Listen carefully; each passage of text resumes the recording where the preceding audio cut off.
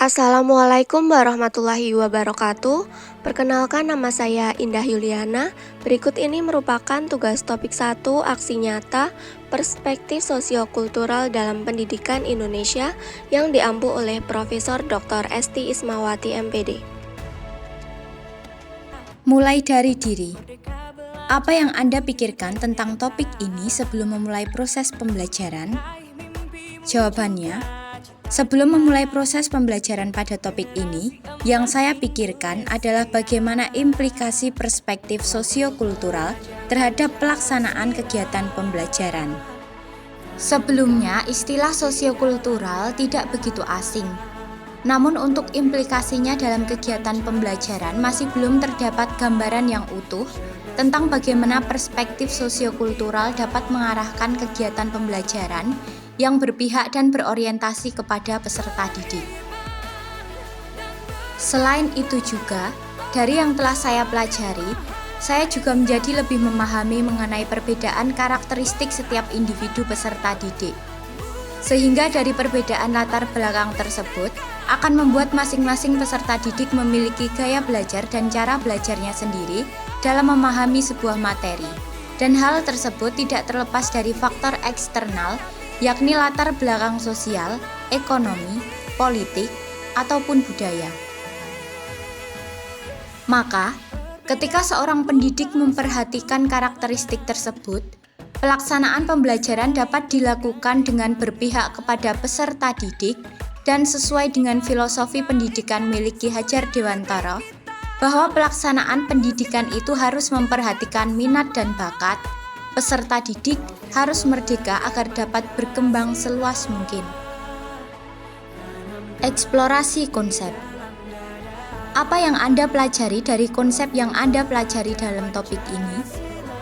Jawabannya, konsep yang saya pelajari dalam topik ini yaitu terkait dengan pengaruh perspektif sosial, budaya, ekonomi, dan politik dalam pendidikan.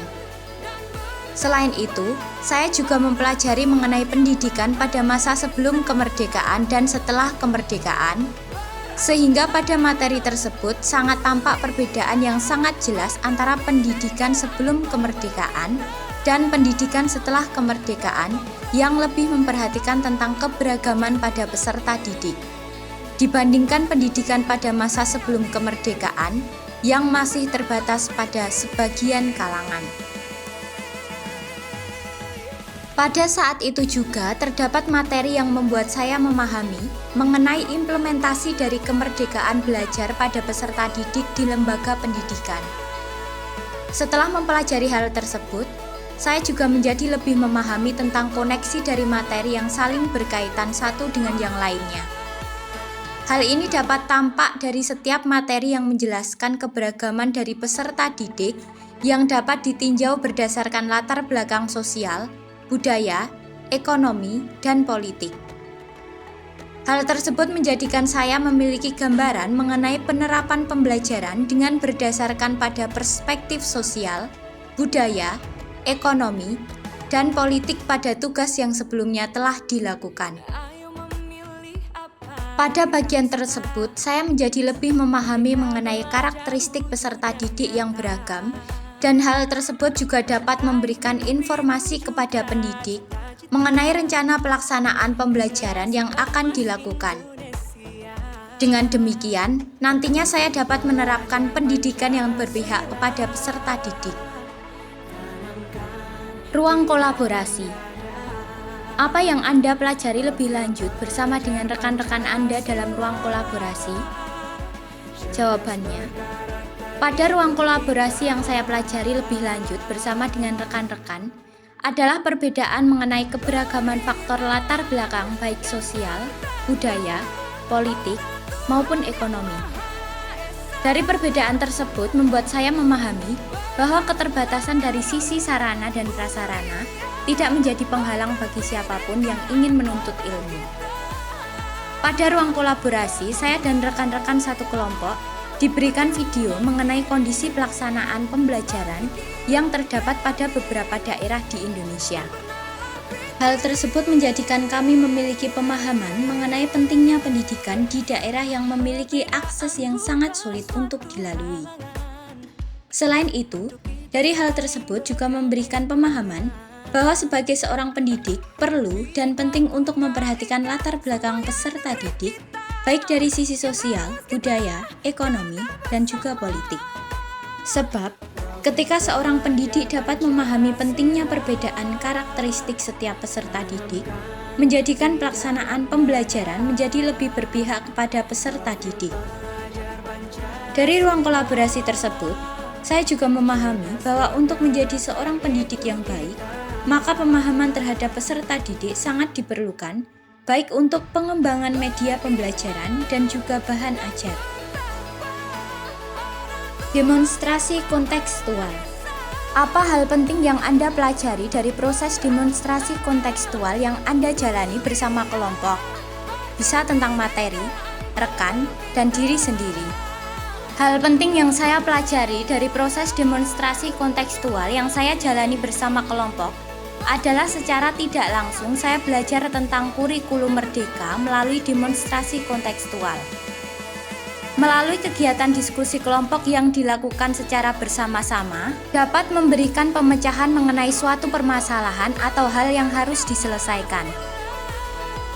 Berdasarkan hal tersebut, saya mempelajari mengenai perbedaan latar belakang sosial, budaya, ekonomi, dan politik, sekaligus langsung menerapkannya dengan melakukan diskusi bersama rekan-rekan yang memiliki perbedaan latar belakang sosial, budaya, ekonomi, dan politik.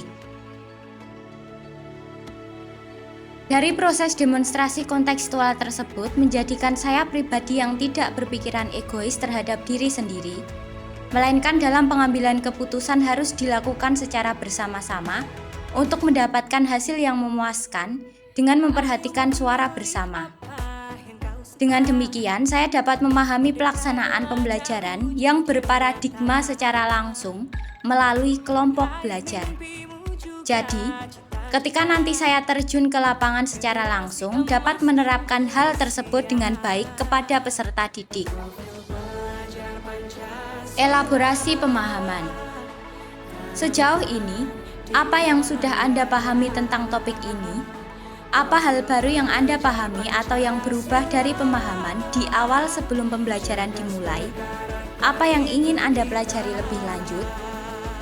Jawabannya, sejauh ini yang telah saya pahami adalah terkait dengan relevansi teori sosiokultural terhadap pendidikan yang di dalamnya saling berkaitan dan berhubungan. Sebagai contohnya adalah terkait dengan perbedaan latar belakang sosial. Setiap individu tentu memiliki perbedaan latar belakang baik secara lingkungan keluarga ataupun lingkungan sosial.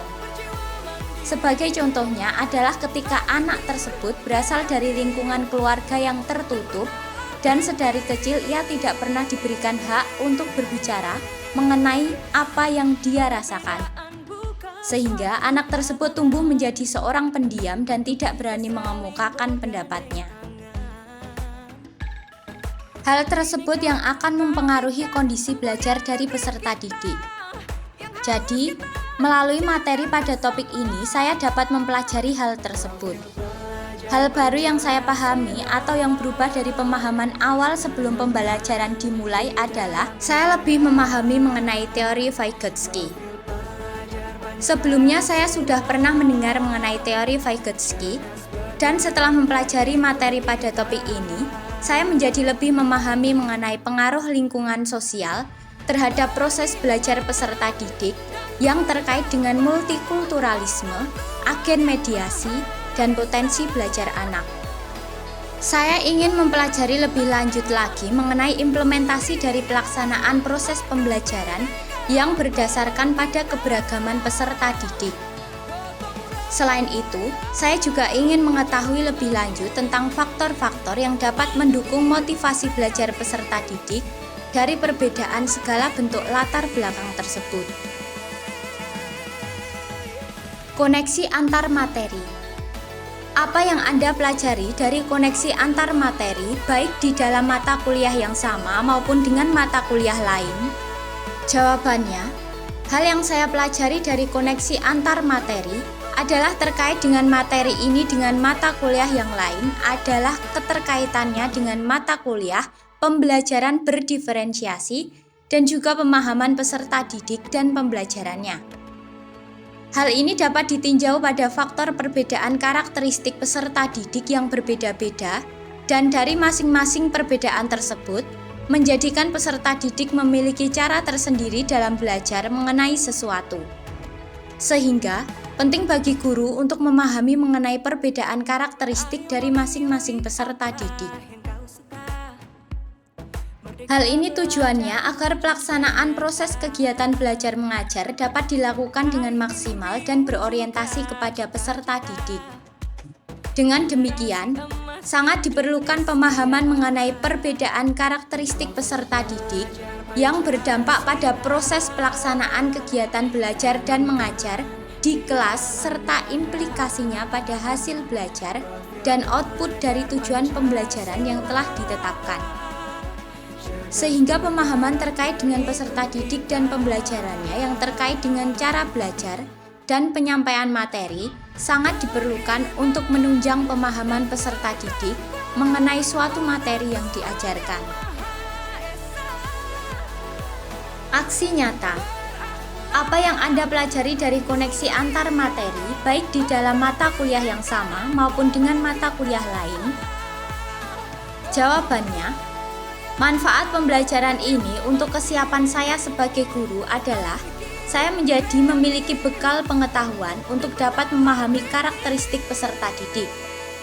Jadi, informasi yang didapatkan mengenai peserta didik bukan hanya sekedar untuk diketahui, melainkan perlu untuk dikaji kembali mengenai latar belakang tersebut untuk menunjang pelaksanaan proses kegiatan belajar dan mengajar di kelas.